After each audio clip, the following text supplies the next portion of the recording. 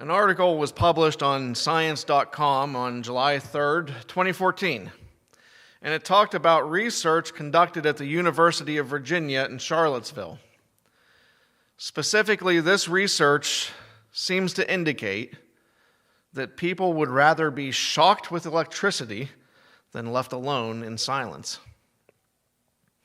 Hundreds of volunteers were invited to take part in research sessions in which they were left alone in a room for a period of anywhere from 6 to 15 minutes.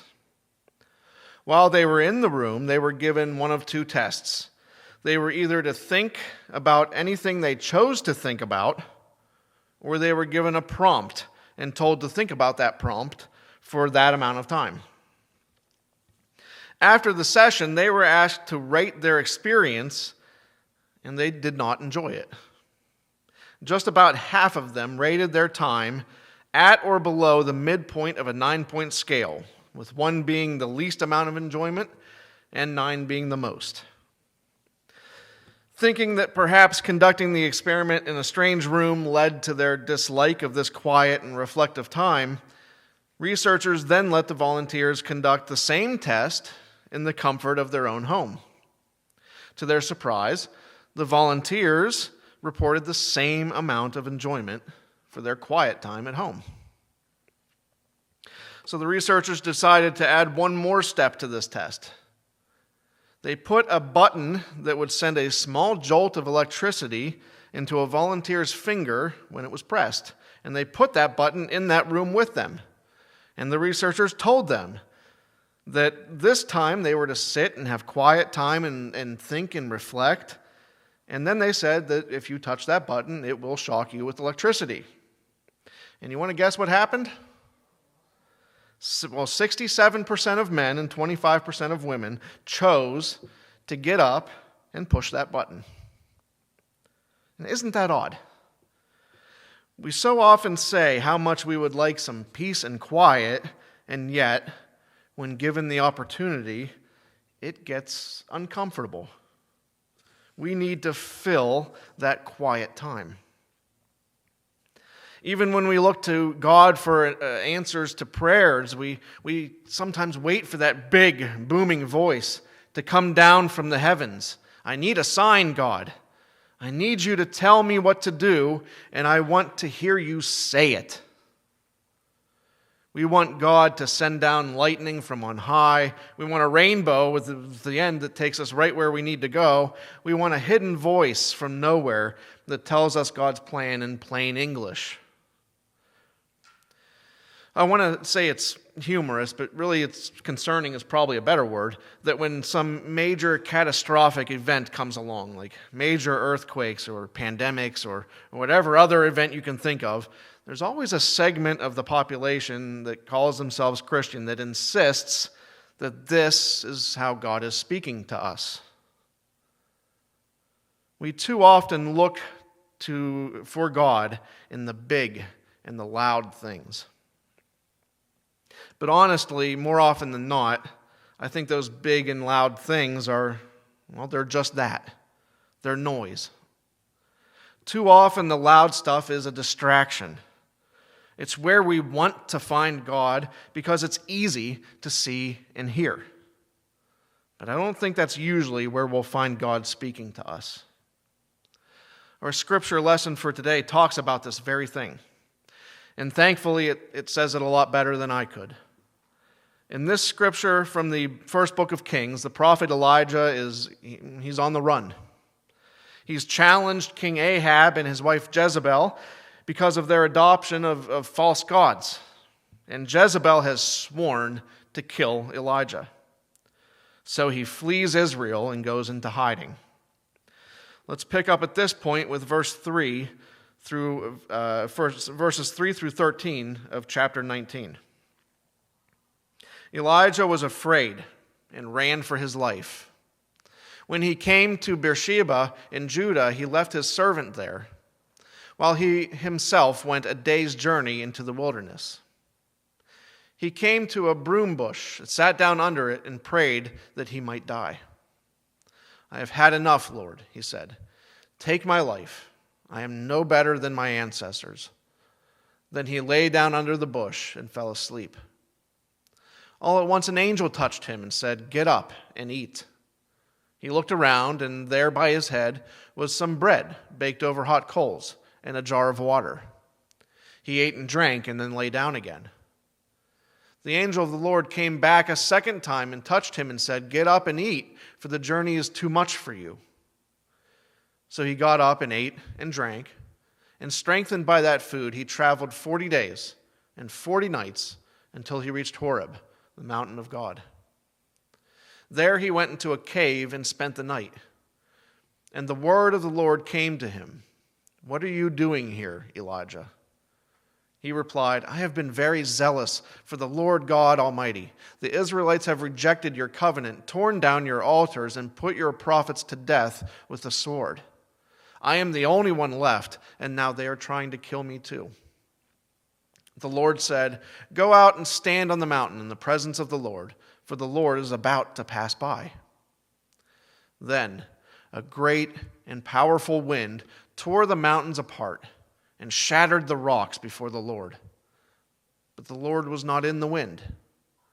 After the wind there was an earthquake, but the Lord was not in the earthquake. After the earthquake came a fire, but the Lord was not in the fire. And after the fire came a gentle whisper. When Elijah heard it, he pulled his cloak over his face and went out and stood at the mouth of the cave. Elijah is just done at this point. He's so done, he's so tired, he tells God he's ready to just pack it all in. He ends up inside this cave, waiting for God to speak to him. He's waiting and he's listening. And as he's waiting for God to pass by, he hears this huge wind. This storm starts outside. We know a thing or two about that these past couple weeks, don't we? Except this one tears down mountains and breaks rocks. How loud would that be? I imagine that would be deafening. And personally, I would be very tempted to assume that God was trying to say something through that magnitude of a storm. And yet, God was not in that storm. Right after that windstorm, though, comes an earthquake. Now, I don't know about you, but a windstorm that tears down mountains followed immediately by an earthquake. I mean, I've never been in an earthquake, but I can certainly imagine what that might sound like. And that very earth shaking under your feet, that has to be God. That has to be the voice of God speaking to us, right? But no, God was not in that earthquake.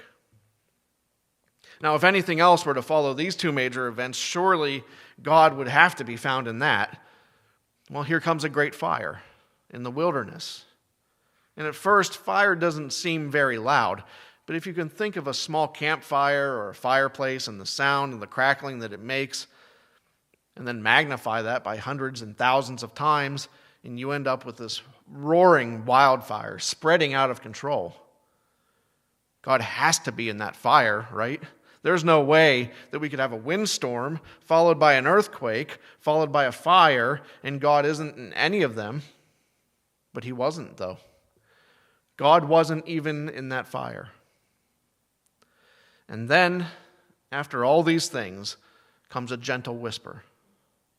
Some translations call it a still, small voice. But even then, our best attempts to translate this Hebrew phrase into English seem to have fallen short. Because what the Hebrew here is trying to convey is something even smaller than a voice or a whisper. I found this following excerpt from a blog post on the Jerusalem Prayer Team website. And it says the English translation here lacks accuracy. A still small voice is a wrong translation of the Hebrew text that says a sound of thin silence. This is an idiom that means complete silence.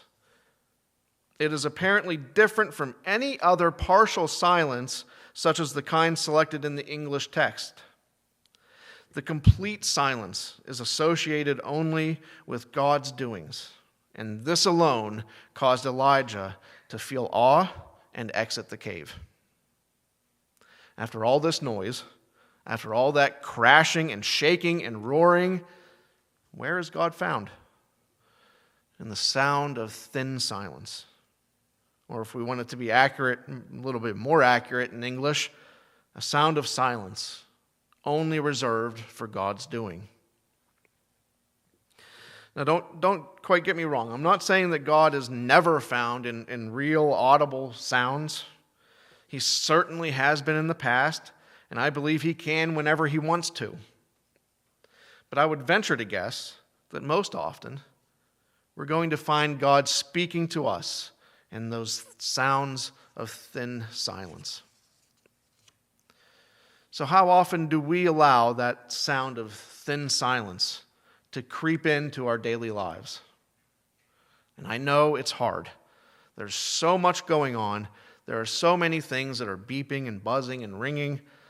The televisions are on, the radios are playing. We might not rise to the decibel level of a windstorm or an earthquake or a wildfire, but we certainly have our own noise. And I think we need some silence. I think we need silence in our prayer time. So often, even in my own prayer life, we fill it with the sound of our own voices, our own thoughts. Have you ever been in a conversation where someone talks and you just can't get a word in? Are we doing that to God? If God speaks in the thin silence, in that complete silence that only God can use, what are we doing if we never allow that time in our daily lives? I would say that we are waiting for God to speak and maybe even demanding that he speak to us, but not allowing him the opportunity to do it. I'll tell you from personal experience that allowing that silence is not easy. It's even a little bit uncomfortable. If someone put a button in your room at home and told you that it would shock you if you touched it, you might even be tempted to give it a try. Turning the TV off, setting the phone aside, allowing complete silence is hard because we're used to the noise. Having a conversation with God isn't really complete, though, if we don't give him some room to speak to us. Signs from God, those obvious, unavoidable signs, they're powerful when they happen. Usually, though, I think those signs are sometimes easier to see in our rearview mirrors. They're easier to discern after we've already made some choices and when we go back and reflect on things. It's easier in hindsight to see what God was trying to tell us all along in his usual quiet way. But when we go looking for signs, we usually end up finding noise. We find noise because we look to the things like the windstorms and the earthquakes and the fires. So why not do the opposite? Why not stop looking for God in all of the big and noisy things and start letting those still, quiet, silent moments invade our lives? We might just find that it's in these moments, when we've positioned ourselves to listen, that we might finally hear God. And all of God's people said,